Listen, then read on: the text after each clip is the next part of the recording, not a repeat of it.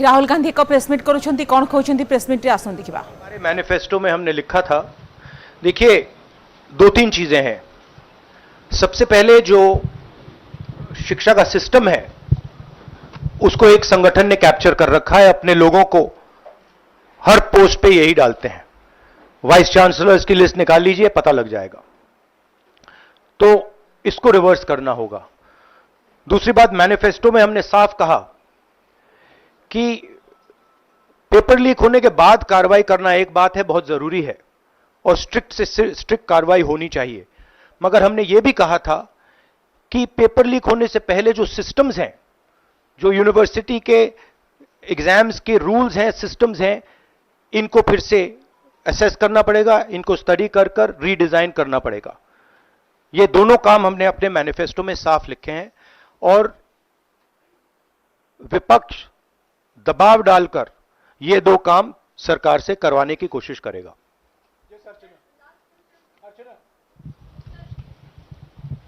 Rahul, do you think so? This is a education emergency, and till now, what is the stand? Government ने जितना भी stand लिया, do you satisfied with that stand? और sir मेरा दूसरा सवाल भी है, जिस तरीके से आप आज स्टूडेंट से मिल रहे हैं, आज let me answer the question. See, there is a huge pressure on our students, and the pressure comes from a number of directions. The first direction is the large scale unemployment that is there in the country. Everybody understands it, everybody knows it, and one of the reasons the government suffered in this election was that all youngsters believe that Mr. Modi is incapable of solving the employment problem. So that's the first thing. Second, that all youngsters believe that Mr. Modi is incapable of solving the employment problem. So that's the first thing. Second thing is there's huge pressure because of this, and there are very few avenues for students in all areas, right? So you've cut off the job avenue. Now you're cutting off the exam avenue. You're saying, you can take an exam, you can study, you can work as hard as you want. On the last date, we're going to tell you that the exam is cancelled. So, that avenue is also shut. You've shut avenues like Agniveer. You've shut avenues like the public sector. So the youth of India have nowhere to go. It doesn't matter whether you're an IIT graduate, IIT student, or you're trying to join the army. The youngsters in India simply have no way through. And it's not just a educational crisis. It's a crisis in pretty much every sphere that we are facing. Now, before the elections, it was very clear that there was massive control of the media, massive control of the other institutions, so people were quiet. Now people are very clear that we are sitting on a disaster, and we've got a government that is crippled, cannot do the job. It's literally walking around on one leg, right? So, yes, it's a crisis. It's a profound national crisis. It's an economic crisis. It's an educational crisis. It's an institutional crisis. So, but I don't see any response. I don't even see the capability of a response, right? So,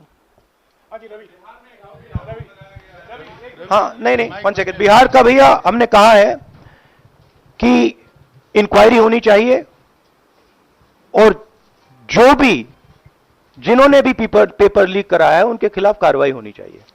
Rahul ji, चूंकि ये मामला national level पे भी exams में हो रहा है, state levels में भी एग्जाम्स में कई जगह इस तरह के पेपर लीक की घटनाएं होती है और करोड़ों छात्रों का जीवन अधर में लटक जाता है। आपको लगता है कि एक सख्त कानून बनाने की जरूरत है संसद में कि इससे निपटने के लिए? कैसे होगा, क्योंकि छात्रों का जीवन सख्त कानून आफ्टर द फैक्ट है, वो होना चाहिए, मगर अगर आप मेरिट के बेसिस पर लोगों को नहीं जॉब देंगे, अगर आप आइडियोलॉजिकल लोगों को वाइस चांसलर बनाएंगे, इनकेपेबल लोगों को वाइस चांसलर बनाएंगे, एग्जाम्स के जो स्ट्रक्चर्स हैं, एग्जाम लेने के स्ट्रक्चर्स हैं, उनमें आप आइडियोलॉजिकल लोगों को डालेंगे तो यह काम होगा। ये इसका सबसे बड़ा कारण BJP and its parent organisation ने जो कैप्चर किया है ये है। और अगर आप कल्प्रिट ढूंढना चाहते हैं तो मैं आप, और अगर आप कल्प्रिट ढूंढना चाहते हैं तो मैं आपको बताता हूं जिन लोगों ने हिंदुस्तान के इंस्टीट्यूशंस को डिस्ट्रॉय किया है, जो पहले ऑब्जेक्टिव हुआ करते थे, इम्पार्शल हुआ करते थे, वो आज इम्पार्शल नहीं है, ऑब्जेक्टिव नहीं है, आइडियोलॉजिकल बना दिए गए हैं और मीडियोकर लोगों को इन इंस्टीट्यूशंस में बैठा दिया गया है। इसका मेन कारण यह है, और इसका आप एपिसेंटर देखिए, पूरा देश जानता है, युवाओं आप सब जानते हो कि इसका पहले एपिसेंटर मध्य प्रदेश हुआ करता था, वहां पे 40-50 लोगों की हत्या हुई थी, ये तब शुरू हुआ था। आप जानते हो कि गुजरात में, उत्तर प्रदेश में और मध्य प्रदेश में इन चीजों का एपिसेंटर है।